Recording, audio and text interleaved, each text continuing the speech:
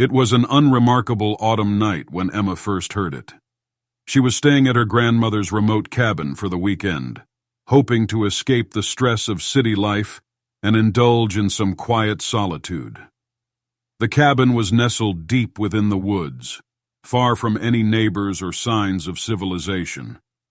It had no phone service, and the nearest town was miles away, adding to the sense of isolation. The first knock came at exactly midnight. It was soft but deliberate, a rhythmic tap on the front door that jolted Emma awake. She lay in bed, her heart racing as the sound echoed through the cabin. She brushed it off as her imagination and tried to fall back asleep. But the knock came again, louder this time.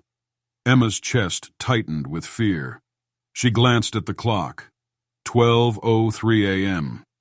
Fighting her growing anxiety, she convinced herself it was probably an animal, or the wind. She forced herself to stay in bed, clutching the blankets and focusing on her breathing. The knocking eventually stopped, and the cabin returned to its eerie silence.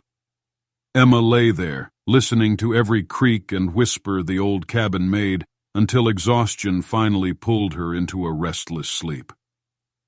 The following night, at midnight sharp, the knock returned. This time there was no mistaking it. Someone was outside, knocking with an unsettling patience. Emma cautiously approached the door, peering through the small window. The porch light illuminated the area, but no one was there. She opened the door a crack, and the night air rushed in, carrying the scent of damp earth and decaying leaves. There was no sign of anyone. Only the quiet, oppressive darkness of the woods. Closing the door, she locked it tightly and returned to bed, too unsettled to sleep. Her mind raced with questions. Was someone playing a prank? Or had she attracted the attention of something sinister that lurked in these woods? By the third night, Emma was on edge, dreading the approach of midnight. She watched the clock as it neared 12 o'clock. Feeling a cold sweat gather at the back of her neck. Then, right on cue, came the knock. Slow, deliberate, and demanding. She froze, unable to move, her eyes glued to the door.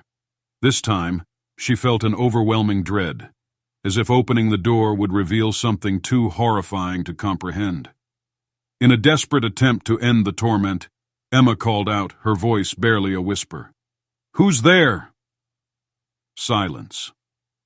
The only answer was the steady, relentless knocking. She covered her ears, hoping it would stop, but the knocking grew louder, pounding in perfect rhythm with her heartbeat.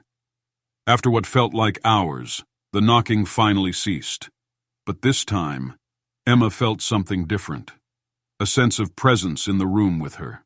She felt cold breath on the back of her neck and the hair on her arms stood up. Slowly, she turned. But the room was empty, only shadows cast by the dim moonlight. Emma left the cabin the next morning, her nerves frayed, and swore never to return. To this day, she refuses to speak of what she saw when she looked in the mirror as she was leaving. The faint imprint of a hand on her shoulder, and a shadowy figure lurking in the reflection, watching her with hollow, soulless eyes.